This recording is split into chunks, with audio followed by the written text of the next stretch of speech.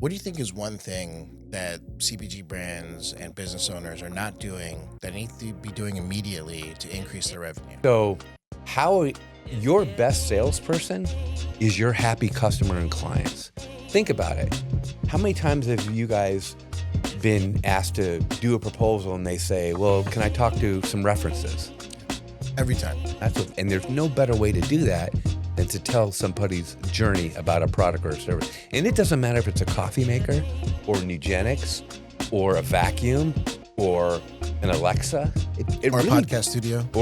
It doesn't matter. But that's the trust engine in it. And I use that as a way to help people understand that if you can earn the trust of a potential client or customer, price is no object. Price is no object.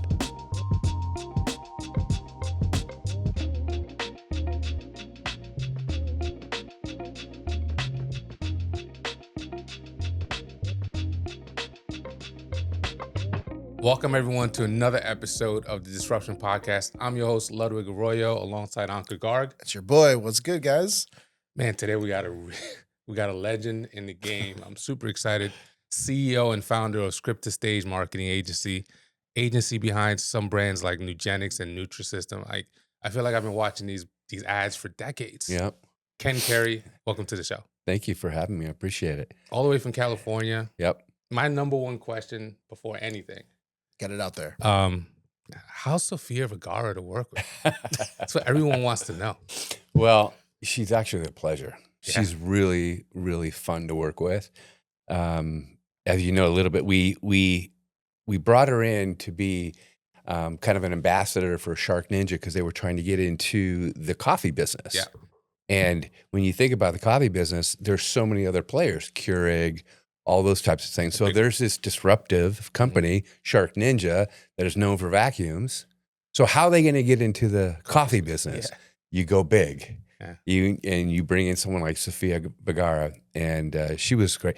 You know what was really great about her is that she's collaborative. You know, she's not there to be a person to just stand there. I'm Sofia Vergara. She's very collaborative. She's very funny. She's smart as a whip. She seems professional. Oh too. my gosh, super, 100%. Work on the show that she was 100%. So she brought a professionalism as an actress. She's also a comedian. She's very funny, and she brought it to the stage. And you know, she has this persona that she's built on Modern Family. Yep. And people know her as that, and they don't. You know, she's done feature films and things like that where she can be an actress in doing that, but she brings this persona that she did in Modern Family, and that's big reason why we brought her on. Because she's Colombian, and coffee there's a combination there. Coffee comes from Colombia? Yeah. What? the best. You know, newsflash. Yeah. And she was just a lot of fun to work with. Anka wants to know how she smelled.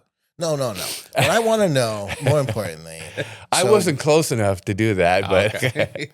I mean, you know, when you become a marketer, you start Googling all the other people who have marketing agencies. And Yep. It's no different than like you go into any type of career field or whatever it is. You've been on my list for a very long time of someone who was like, oh, one day I'll get to meet this guy. And our paths never crossed. Not when I lived in Santa Ana, not when I was flying around. yeah, Ludwig, did you know that we're like, No. we probably sometime we passed each other on an intersection in We Southern would California. get poke at different times, so we Back just never intersected. He was in a car seat with his mom as a baby, and I was driving. In India, right? But who did you look up to when you decided to go into this field, and who influenced you? You know, I would say my biggest influence when it came to really learning direct-to-consumer marketing were friends of mine, Bill Guthrie and Greg Ranker, and they had a company called Guthrie Ranker, which is a huge direct-to-consumer marketing, and they were big in the infomercial world. And they started with Tony Robbins and built mega brands and sold for billions of dollars to big CPG companies. And I worked a lot with them, and they would hire us, and I would just see how they put together commercials and how they did long form video and how they cut it into short form. And there's really there's a process that you have to take a consumer through when you're trying to get someone from attention to acquisition. Not any different than we're doing now. We were just doing it on linear television. Yeah. So those are my biggest influences. And then in a way, another influence of mine was a gentleman by the name of David Orrick. David Orrick owned the Orrick Vacuum Company, and phenomenal man. We lost him a couple years ago. He's 100 years old, but he built this $1 billion vacuum brand, and he's a salesman first. He's not he didn't know, he couldn't tell you a brush roll from a band on the vacuum, but he knew how to market. And one of the things he said to me one time, and we probably did 10 different types of campaigns and generated hundreds of millions of dollars, and they eventually sold to a bigger company, and all on the back of our direct-to-consumer business that we created for them. But he would always say,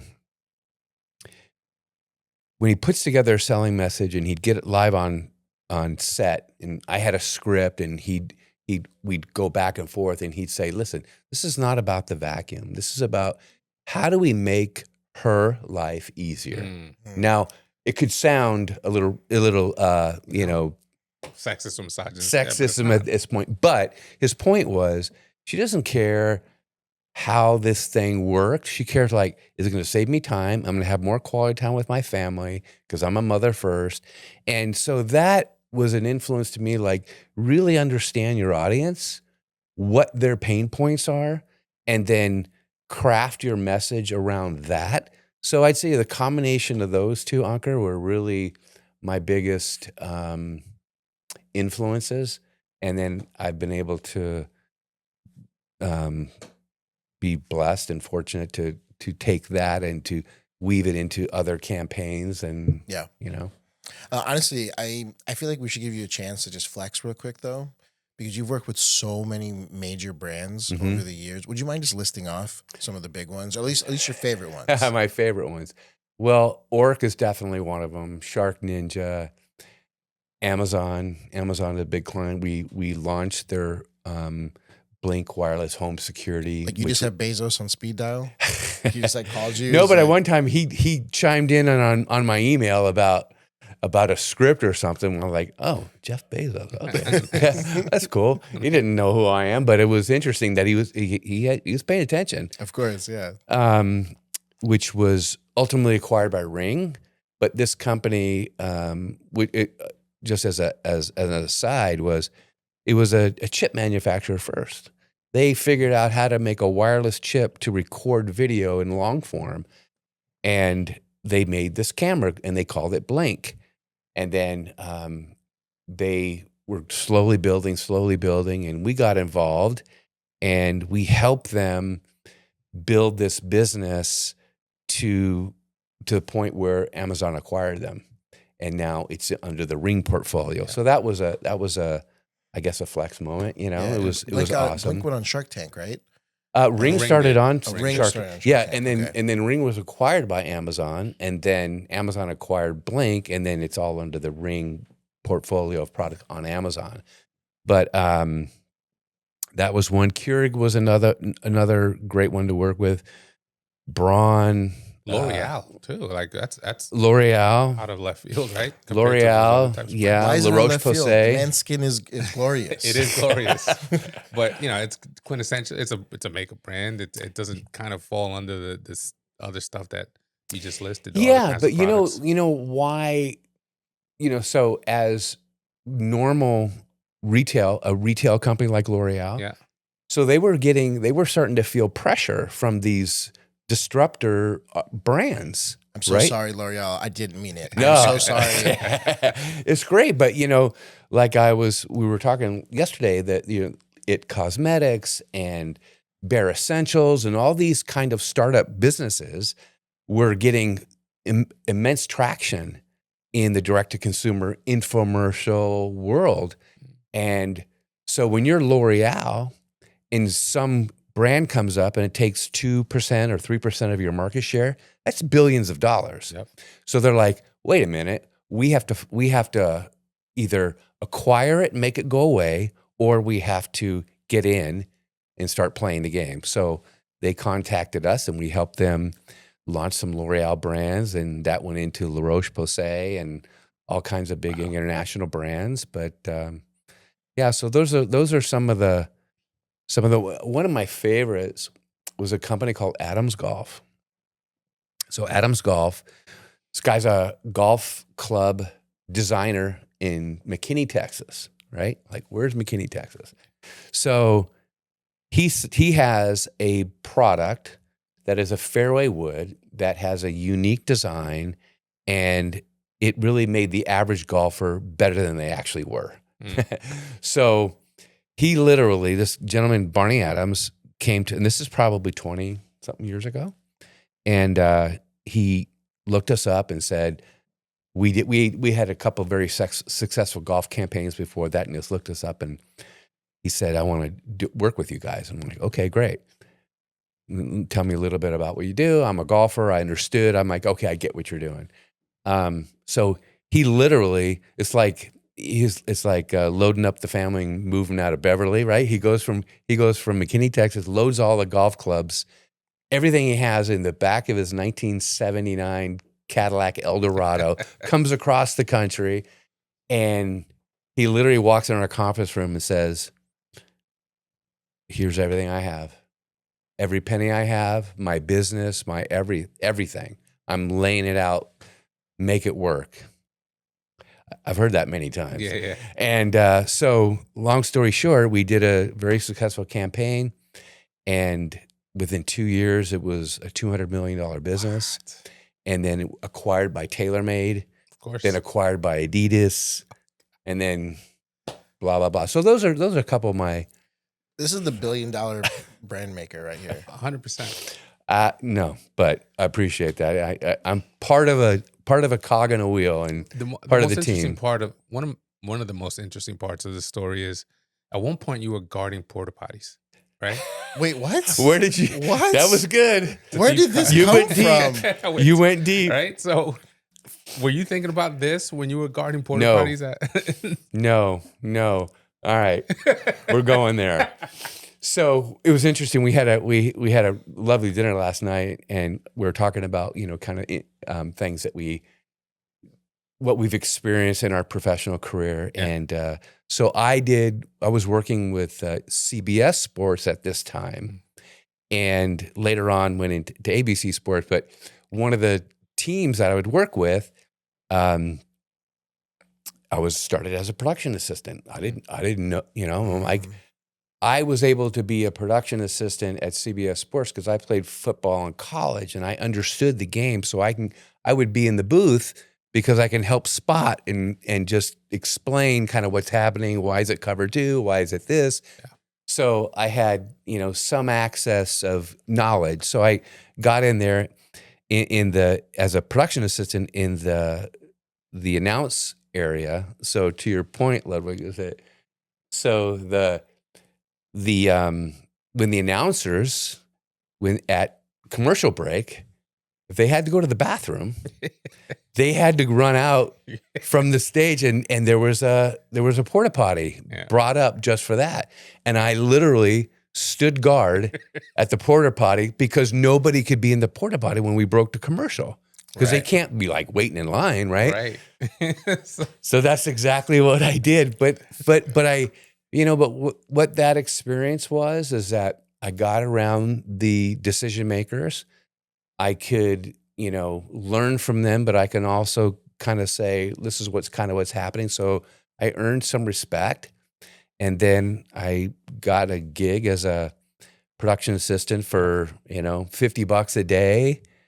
And then finally that turned into, a role. Eventually you became an associate producer, right? Yeah. But my question is, how did you not then continue this into like a career in sports? Okay. Sports broadcasting? Because I look at you and I see Jim Nance. You know, I see you Right. on TV Well, talking on yeah. ABC talking at the Super Bowl. Well, you know, I was always behind the camera as a producer director. So, that was my goal was to direct Monday Night Football. Mm. That's what I wanted to do. I ended up directing a lot of football, but it was Monday Night Football is what I wanted. Mm. But you got to remember, this is when ESPN was starting. Yeah. And so ESPN was a disruptor because it was a non-union house. It sure was. And they're going against the union houses of ABC, right? So at that time, there wasn't Red Zone. There was one game on Sunday or 2 or 3 games on Sunday. So there was only 3 director jobs in the world for National Football League, for network. That was it. Right. But now there's so many versions of it. So I really that was my goal and aspiration. So I started as a PA and then as a production and then an associate producer. And that's what I wanted to do, direct the Monday night games. And then the director at that time was a gentleman by the name of Chet Forty. And Chet was probably 45 or so.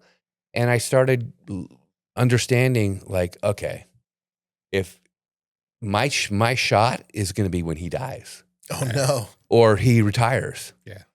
Like, I don't have that kind of patience. Right. And then, so once ESPN started doing all these, and I had opportunities to direct all that kind of stuff, it wasn't the pinnacle of what I wanted. Like, so I just decided, you know what? I've done enough Super Bowls. I've done enough World Series. It's just another game. I love it. I love telling the story of live television sports. But, and then at that time I met my wife, she was, on camera. Do you know what his wife's name is? Barbara. Who doesn't? So Ken and Barbie. Shorten that. Do you realize that he married Barbie? And you realize that she wanted nothing to do with Ken, nothing to do. Yeah. So she was, you know, an on camera sports person in LA, and I was doing TV, and we met. And then, so she was kind of done doing that. Like, all right, I've done this. I'm in the LA market, sports, like that was kind of it at the time. So we're both entrepreneurial, and we said, you know, how do we take our network television experience and how can we parlay that into marketing? Because at that time we were seeing, and I knew a lot of people at the networks, and they were saying, you realize all this remnant time is being purchased by these marketers, and they're doing these things called infomercials, and they're like spending stupid amount of money, and they're making ridiculous amounts of money, like 10-to-1 ROIs at one time, if not more. Right? To be honest, yeah. I mean, those are like numbers you don't see anymore. Right. Well, maybe. Yeah. Well, you guys, but in television, not, but in digital, of course. But so we're like, all right, well, what do we want to do? So we saw this, we heard some from the media teams at the networks and said, we do live TV. We could do this, right? So we figured, well, what are we going to do? We're going to figure out a product to sell. And going back to the Guthrie Ranker thing, and Tony Robbins was a big deal. And so I've always been a very, you know, positive, motivating person, and I would consume that kind of information. That's just how I operate. And we can put that together. So we put a positive motivation tape program together, and we created our own first infomercial with our own money, and it bombed. It bombed. And we had investors who were friends and family. Got it. So when it bombs, Thanksgiving is very uncomfortable. Yeah. Very uncomfortable. So we decided, what we learned was good selling is not so much education, it's selling and education. Infomercial, right? Yeah. Information, commercial. but we did too much information and not enough commercial. So we flipped that script and we turned it into a selling message, and it worked. But we had to grind and figure that out. And we were so naive at the time because we were in network television. We would put our credits at the end of the show. Like, we didn't know. So we put our credits up and put our phone number and address, and all of a sudden we started getting phone calls. And people would say, I saw that program. It's really interesting. How'd you do it? And do you know people who do it, or can you do it? And I'd say, well, hold on. Let me get marketing.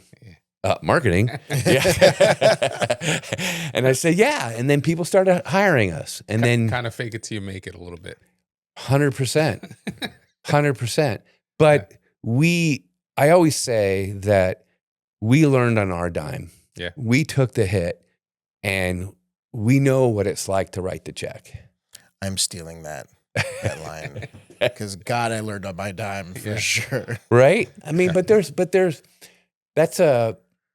that's a really powerful thing that you can say to somebody who's instilling a lot of money in your agency and in our agency. And like, I've been there. I've written the check.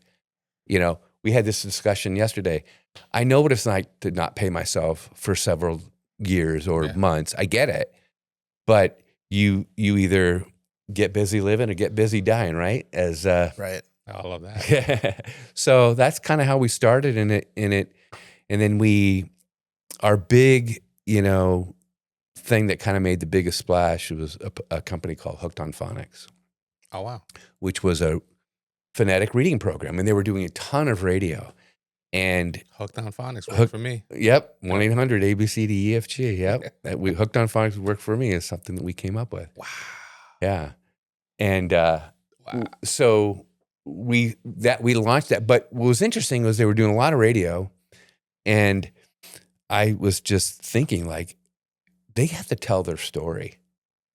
Kind of goes into what we were talking about last night. It's like, it wasn't about phonetics.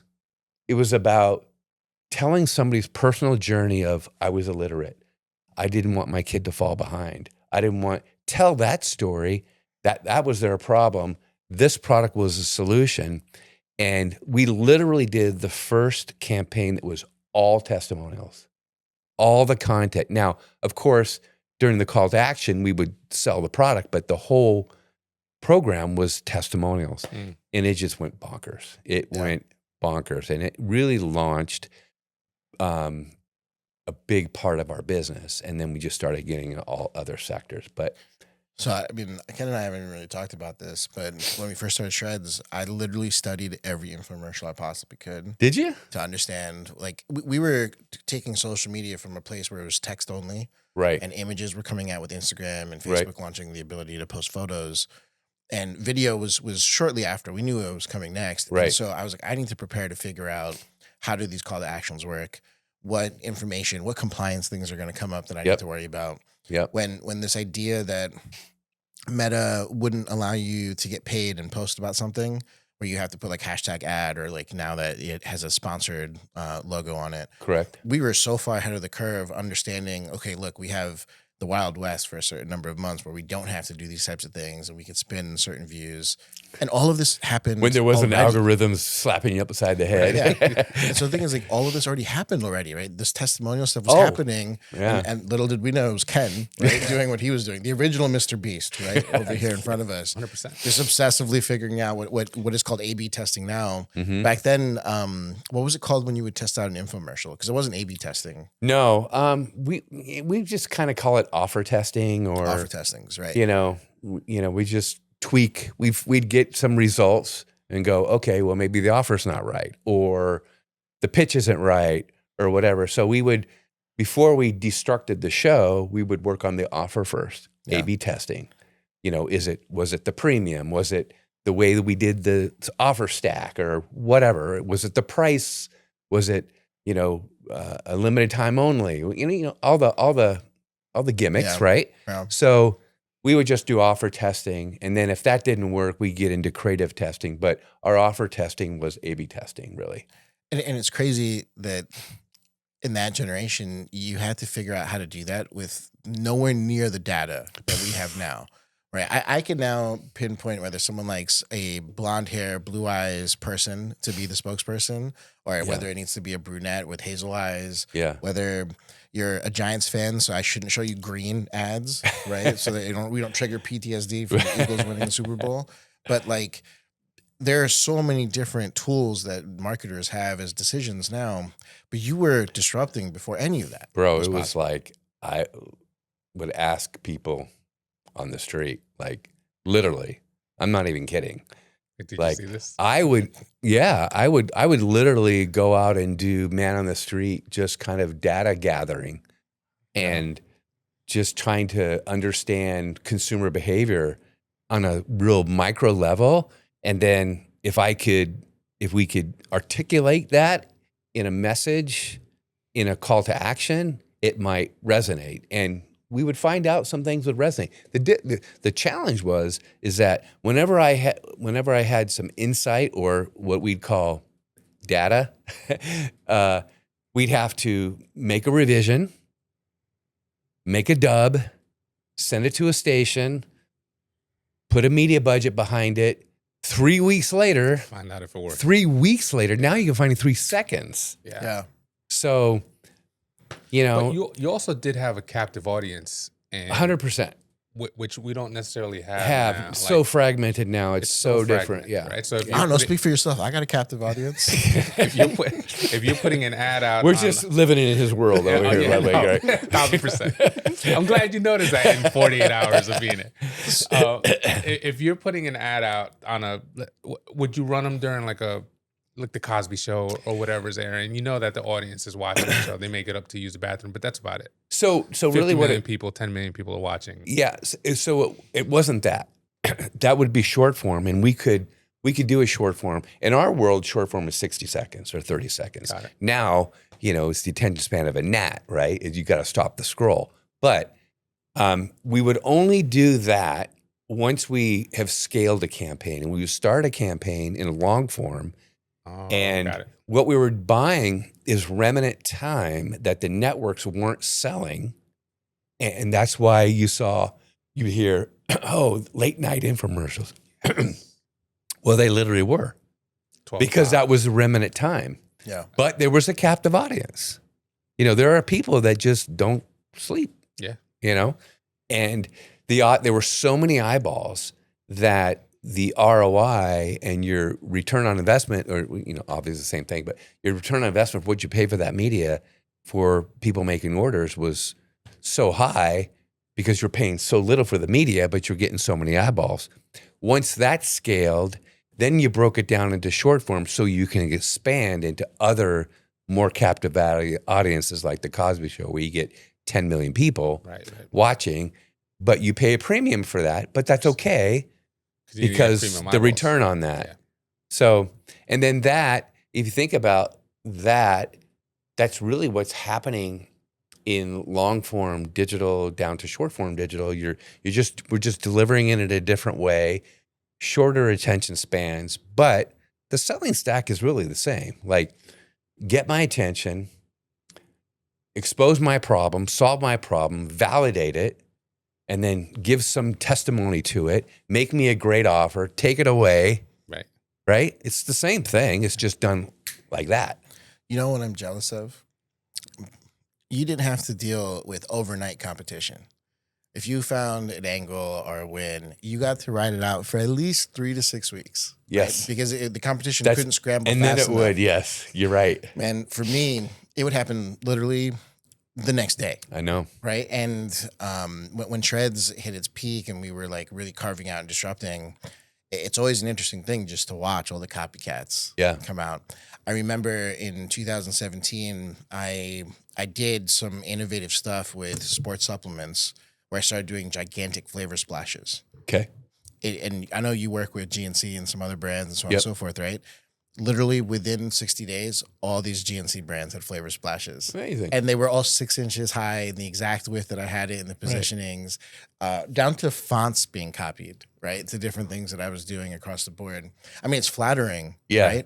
But it's like, geez, what the heck do I have to do to maintain my edge? You know, we were talking about this yesterday. So we both know the founder of Human and Superbeats. So they launched this brand and it's done extremely successful. So the copycats like Force Factor, there's so many copycats out there that literally just draft off the hundreds of millions of dollars they spent, and they're building $100 million businesses, and they're just saying they're a beat company. Right. They don't even have to like say anything. They let somebody else do the heavy lifting and draft it out. So they cheat and they copycat and all that kind of stuff. But I guess it's the highest form of flattery, right?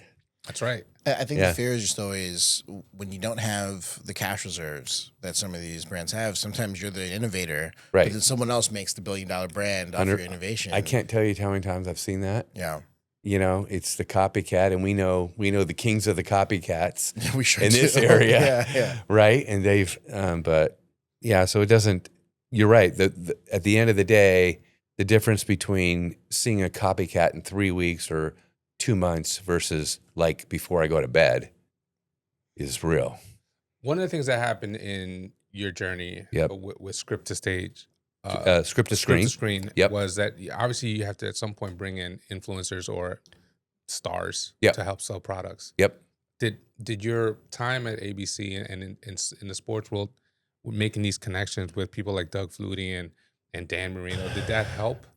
I don't think it helped as much as when I started the conversation, there was a synergy that we had because I knew my background's network sports, there were NFL people, or professional baseball players in that sort. But no, I don't think it helped getting them. It just helped solidify confidence in them.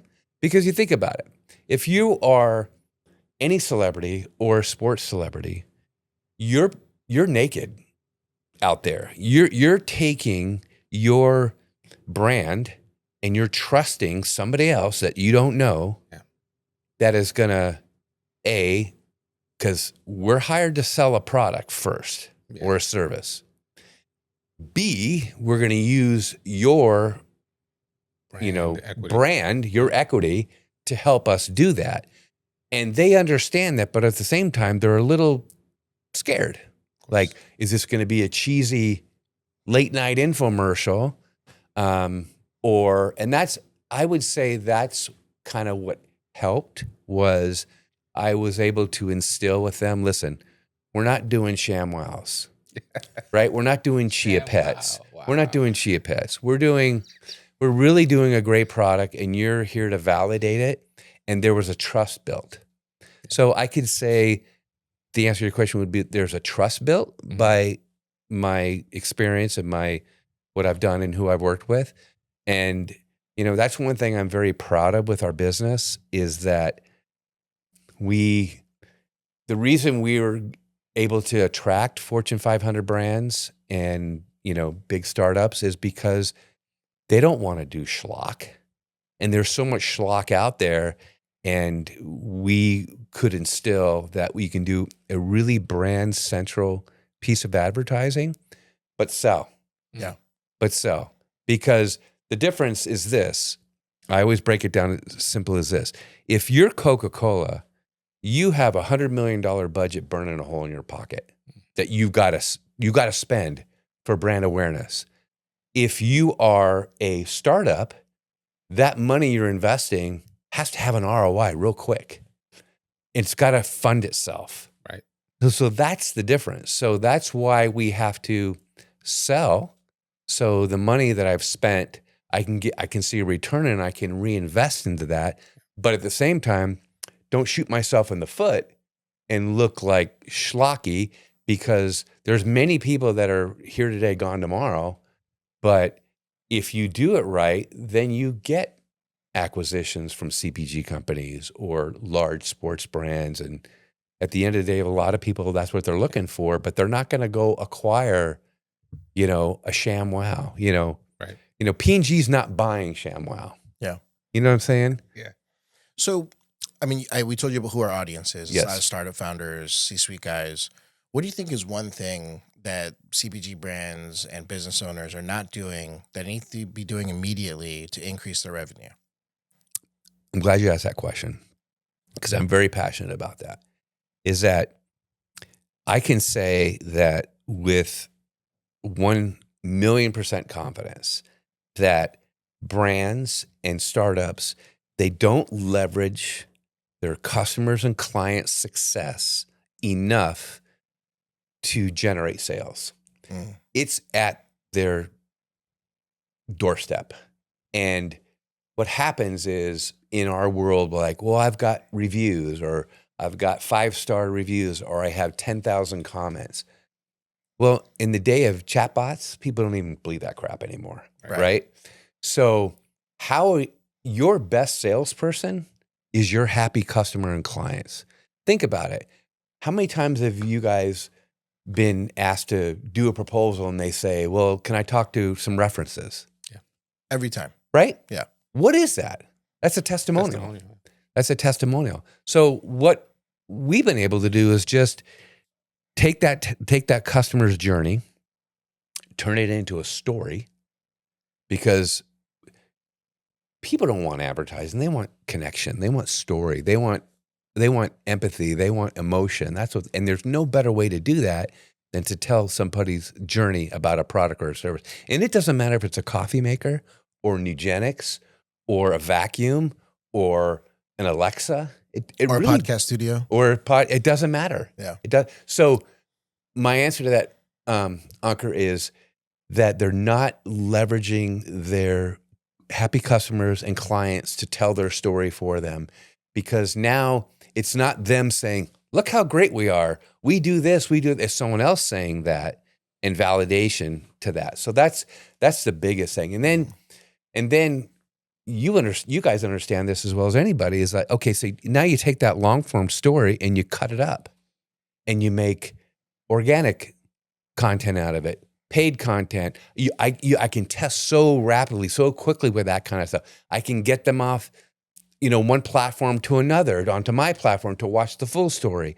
So it amortizes so many different ways, but that's really the big thing that I feel these brands are missing. And sometimes they try to produce a feature film. Yeah, right? For sure. And don't look at me, Ludwig. It's not me who does that. but it loses the rawness of somebody, breaking down and crying about something that literally a product changed their life. Ludwig, let's run an exercise. If we wanted to apply that to the podcast studio, what would we do? Apply the concept of getting our happy customers to be our sales tool. I mean, we'd interview every single one of our happy clients and run testimonial videos, which we've done. Yep. Okay. Which we've done. But obviously everyone doesn't know how we communicate with our clients. How would we even ask them? Like, hey, we want a testimonial, just show up at this time and this date. Because, when they come here, they're renting studio time.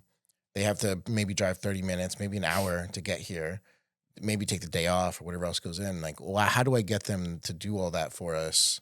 I mean, you would incentivize them with free podcast time or not charging them for the next session, stuff like that.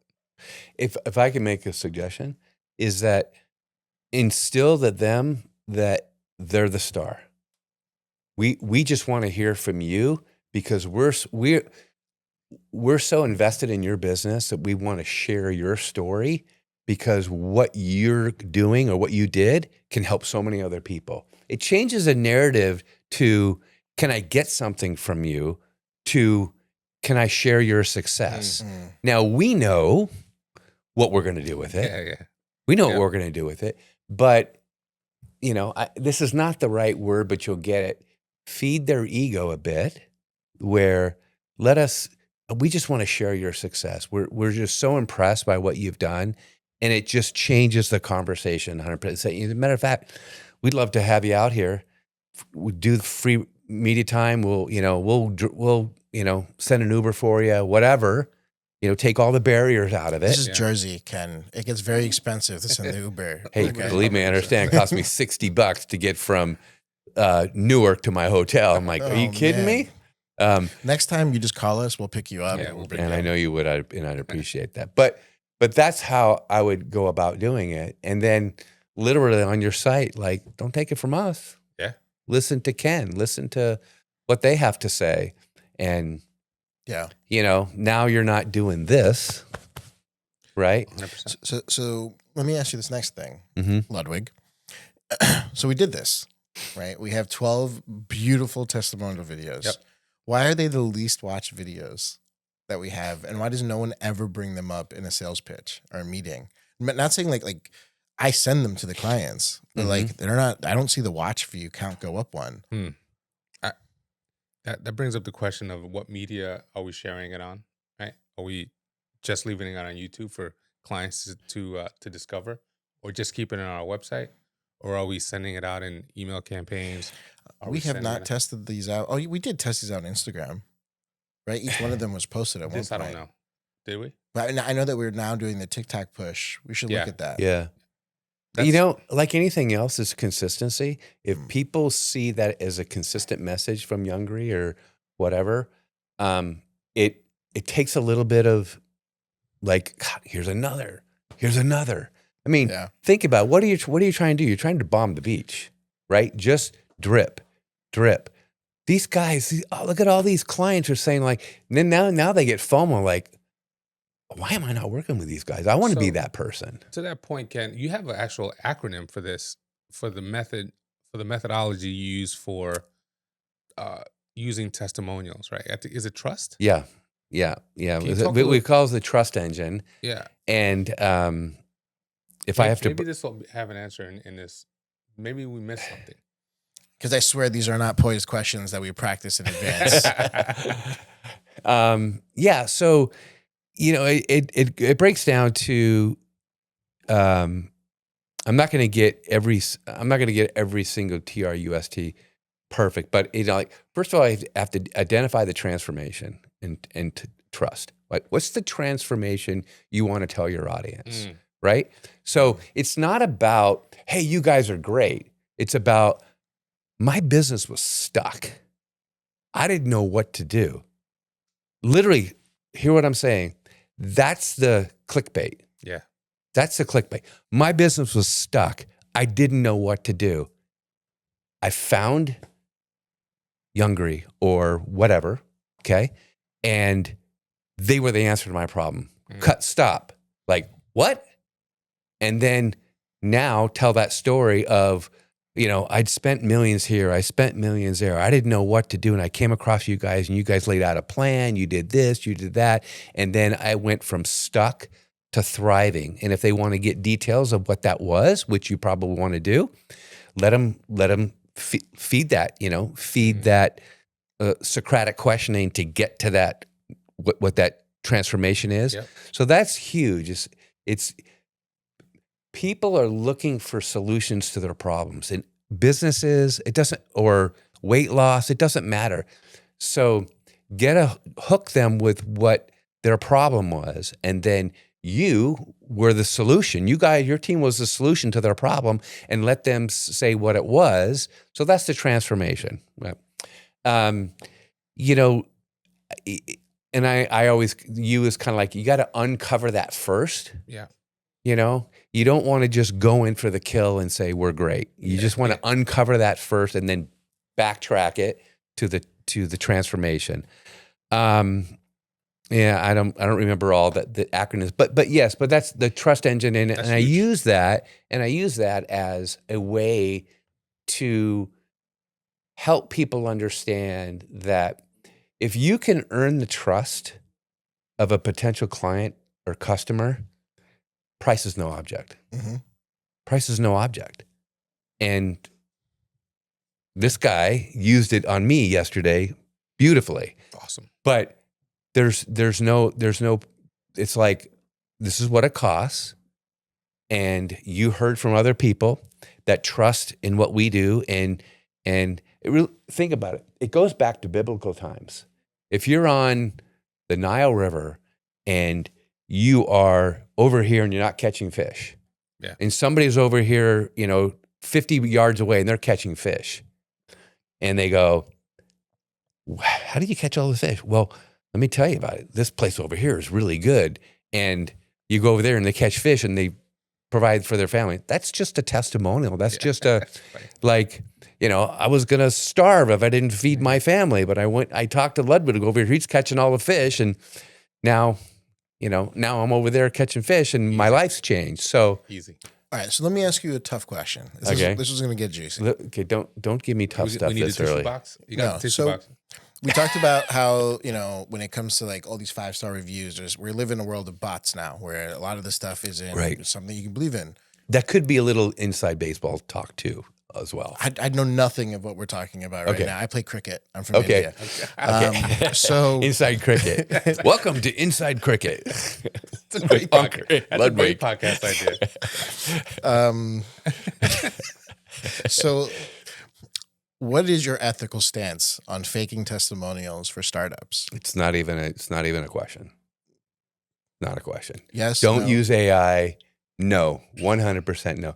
Consumers are smart. They sniff that out a mile away. Yeah. As a matter of fact, I did a piece of content about Verizon did that.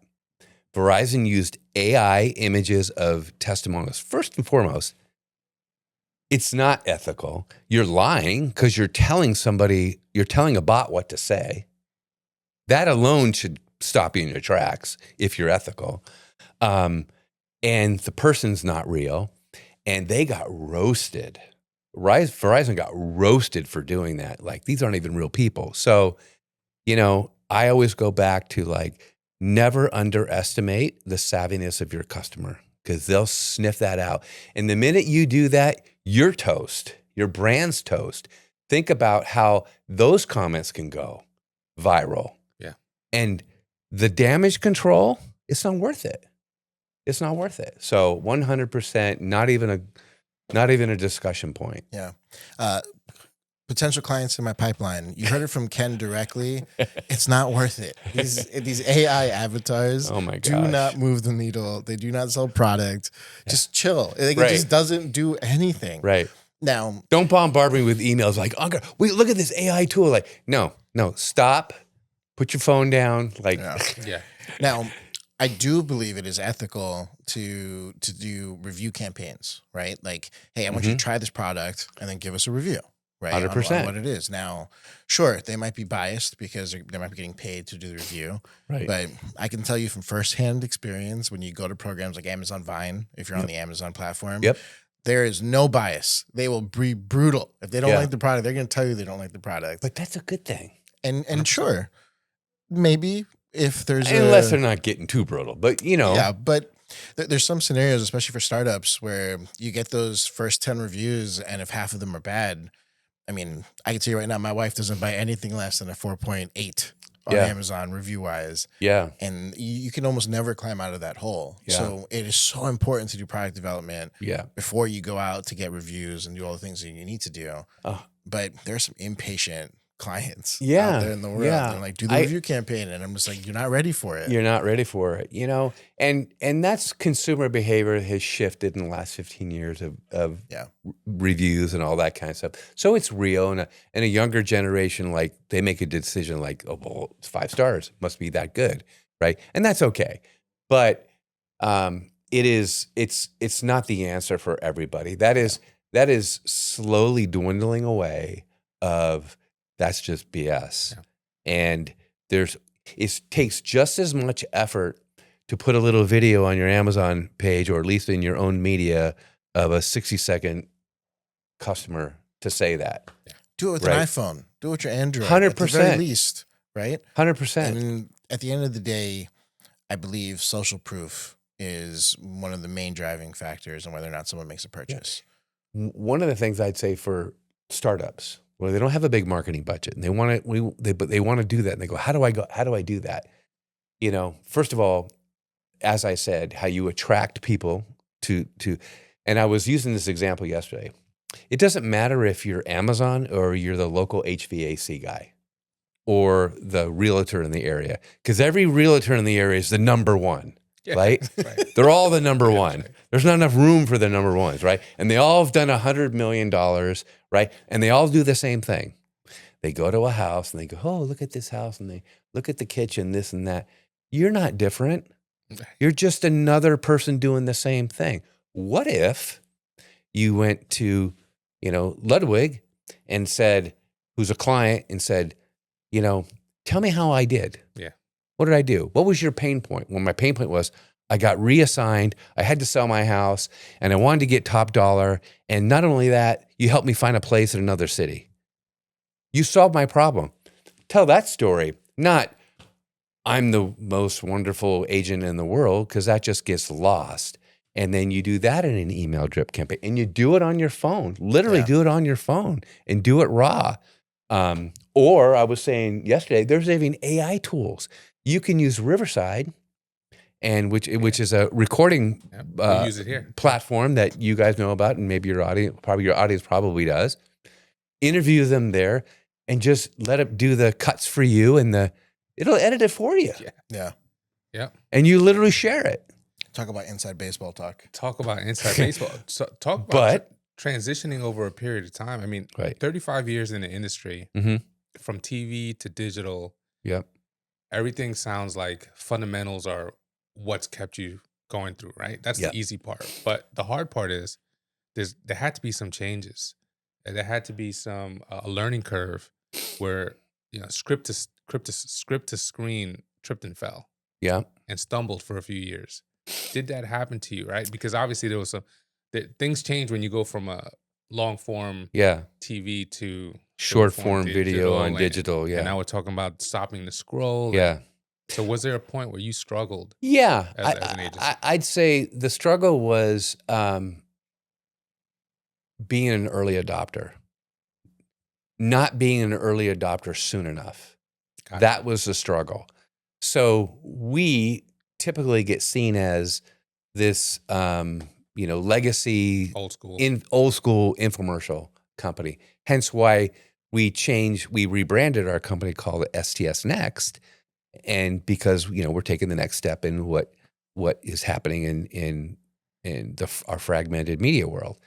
So that was the stumbling block of like, okay, you gotta stop putting your head in the sand and you gotta adapt.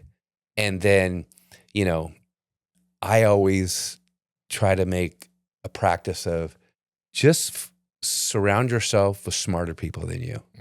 Find amazing people like yourselves. And like, I'm just so, blessed to have. That was amazing. I'm blessed to have this relationship, because we're talking about things that I don't know about, but you guys do in your sleep, and I do things that you guys don't know about that I could help with. So try to, once we figure it out, you got to take your head out of the sand, go find people that are smarter than you than what you're doing, and then take what you've learned and adapt it to that, and then let them do their thing and you put your little spin on it. And that's really what changed. And so now we're really seen as a reputable, linear television, connected television, digital agency. We buy media. We're not a digital agency, but we work with amazing companies like yourselves where we can partner and bring in the right people for the right job. Because as you know, for every client, every agency is not the right fit for everybody. Right. But how do you navigate the right partners to do that? And I've kind of turned that into, we've really become like, even though we have our roots are in direct response and direct to consumer marketing, I kind of see it as a growth architect. A company comes to us and says, I want to do TV. I want to do all that kind of stuff. And I say, well, you're not ready for that, but let's build an infrastructure and let us navigate that with you. Let's bring in the right digital agency, right Amazon agency, TikTok, all those types of things. Let's build that first, and then we can scale into television. So I kind of architect this growth aspect, and then when we get to television and connected television, we can really, really scale it. When we're talking about TV, Yeah. are we still talking about legacy TV, network television? 100%. And is that, if you were to say where you're doing most of your TV, connected TV ads, is it 50% network television and 50% connected, or over the top? Or? It depends on the brand. Okay. It depends on the brand. If I'm selling makeup, I'm not wasting my time on linear television unless it's for an older market. Right. Like there's a woman that I know, her name's Bobby Brown, and she had a huge cosmetic brand. She sold it off, and now she started a new one called Jones Road. Okay. Her audience is older. So you see her on linear television, but she has a digital presence to a younger audience. So some clients come to us and they want to launch it, but I could still do a connected television in 15 and 30 seconds. And, I can still do the stack. So it just depends on the product and the audience. Gotcha. And then, as you know, when I do digital, I can footprint everybody where, and I can put it into their HBO feed of what they're going to do. So, it really depends. And then literally, as we were wrapping up last night, I had a long conversation with our media agency for some commercials that we're doing on network television. Yeah. And for this audience and this product, network television is perfect. We literally just scrapped, hundreds of thousands of dollars of media and just put it into one channel because we're seeing results there. And that works. Linear television, old school TV works great for that brand, where I wouldn't even waste my time on CTV with that. Can you explain to me this riddle that I've been dealing with Hulu television specifically? Mm-hmm. When I'm watching Hulu at night, right, Mm-hmm. I'm getting tons of ads that shouldn't be served to me. It's like they haven't perfected this. Right. I'm getting like rheumatoid arthritis ads. No, that's exactly Wait, what they should be sending wait a you. minute. Wait a second. I knew I Wait laid a this one up for second. you. I weighed this one up for you. But Now, when it comes to depends, where it's a different problem. I mean, but they're practically, right? Yeah. What's Well, that's not my wheelhouse. I don't know that, but it's I can answer probably that one. Okay. It's actually a problem with how the internet service providers work. yeah. So the data that's being fed to Hulu is incorrect. right. Right. So, for example, if you live in an apartment complex, all of the data for every user in that complex is one node. Is aggregating into one Right. place. Yeah. So, Great. And Yeah. for you, for conversation's sake, let's just say that you're on an older piece of the network, because I Yeah. know that you bought a house and everything that's happening there.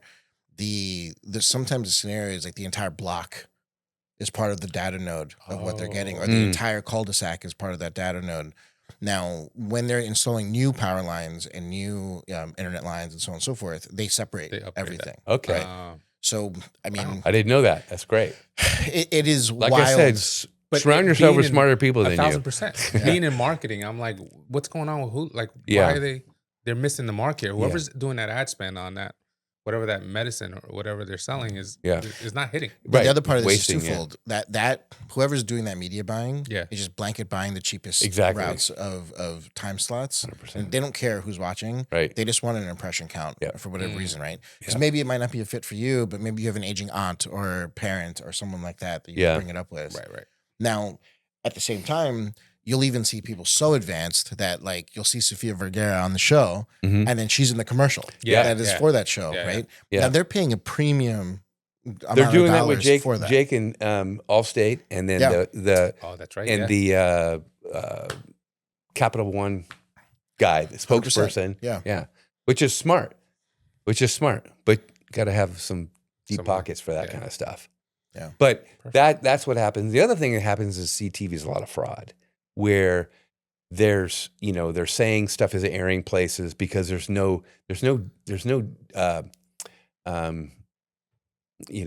digital droppings, if you will, or what I'm saying, where they can follow Real that. quick, CTV mobsters. He didn't say that. There's no fraud. We know what you guys are doing is above board. Yeah. Well, Please keep giving us discounts on the CTV that we buy.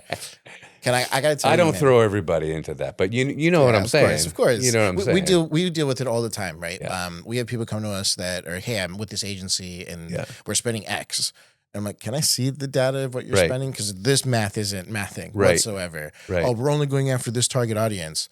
As soon as we open it up, advertise to everyone on Facebook, and we're like, well, you're not going after the audience that you said you were going after. Yeah. So this is why you're burning through money. Yeah. Or it'll be Black Friday that just happened, and people are running ad campaigns to Black Friday customers, but now they're showing full price. They're never going to pay full price ever again. Now that they got it for 100% off or 90% off or whatever, you have to segment that audience into a new discount only, group.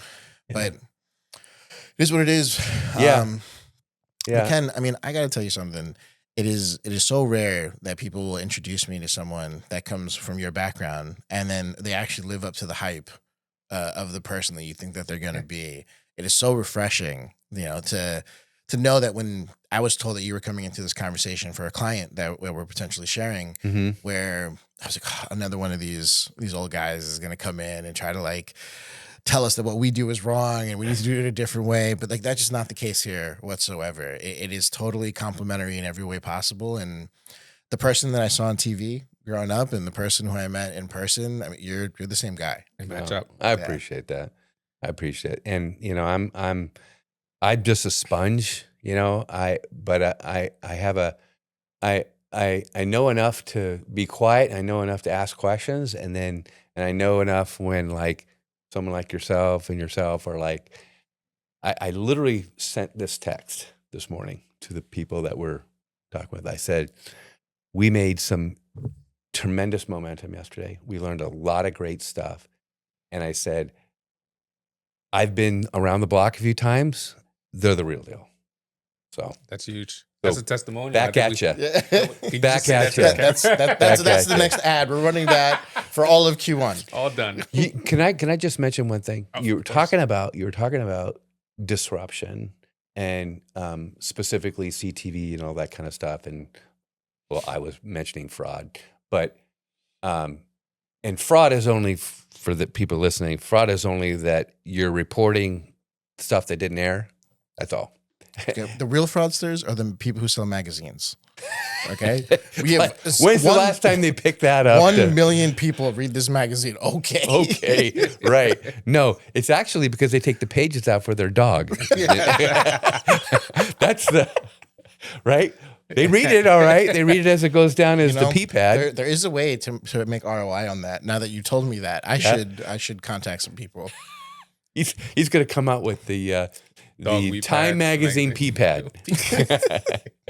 So one of the things that we have learned from the digital world that we're taking into linear world that's working really, really well is market segmentation. Mm-hmm. Okay. Not so granular like you talk about, like, which I was kind of blown away. Like I'm going to show an ad in Jersey, but I'm not going to make it blue. It better be green, whatever. Hence the Jets Giants colors, right? Because you can tick off some people. But this was something that I was seeing happening in digital, and I thought, well, why can't we just do that? Why not do this in linear? Well, it takes too much time and this and that. And I'm like, what? That's the reason why? That's not a reason why. And my example is, so we do a lot of work for a company called Jacuzzi Bath Remodel. It's an older demographic, spend over $100 million a year in media. Mm-hmm. Okay. The content assets are massive, but television drives the entire business. Their digital does nothing compared to their television, hence the audience. Yeah. But when we think about it, we were talking about the old lines for internet, is that I said, well, aren't people buying this that might be taking in a loved one into their home, a younger family says, my mom's going to come live with us. I should retrofit this bathtub for her, right? That's an audience. They got money. They're going to spend. That's in the back of their mind. So why not be the solution to that? And then there's the couple who is a younger couple. and they have a couple of kids, and they've grown out the bath, and they want to upgrade their home, but they can't afford a total remodel of a bathroom, but you can afford just this area, this bath shower. So you take out the tub and put it in a shower, and you make something modern. That's an audience.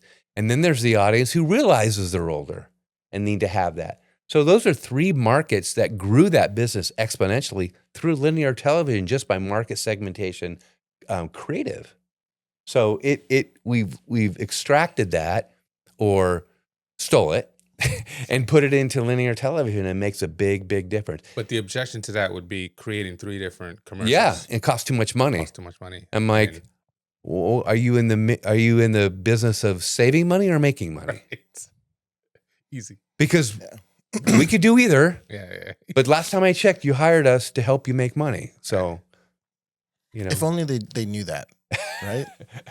Well, this client does, and they're savvy and they appreciate it. But there are opportunities for e-commerce brands, digital native brands that want to scale. You could take those same principles and do that and get, eyeballs and audiences you never are going to get on digital. You're just never going to get them because they're not there. Right. So, yeah.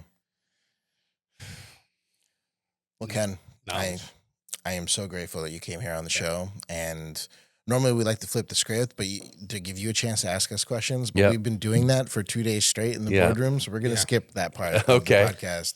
But but we greatly appreciate you coming down, and thank you. This has been a great episode. It's been an honor. I mean, like, to have someone of your caliber here, the years of experience, the knowledge, it's just been a blessing. So, and like I said at the beginning, this was going to be a special episode for us. Thank you for coming down and making a trip from California. Well, I appreciate the opportunity, and I look forward to the opportunities ahead for sure. And thank your audience for listening to somebody who's may have done it a while ago, but it's transformed and making it happen still. So how do people find you at home if they want to connect? At home? Well, I mean, on their telephones. Yeah, what's your home address? The best place to find me is at Ken at script2screen.com. That's script2to screen.com. Or you can find me on my LinkedIn at Ken Kerry. I do a lot of content on LinkedIn. I need to improve. Appreciate that. Thank you. And that's the best way to find me. Awesome. Yeah. Well, I appreciate you coming down. Or at the post office, there's a black and white photo. You can find me there too. Missing child. That's 5. That's awesome. Yeah. So guys, please check out Ken. His bio is extraordinary. We'll be putting a bunch of the links in the description. And thanks for tuning in.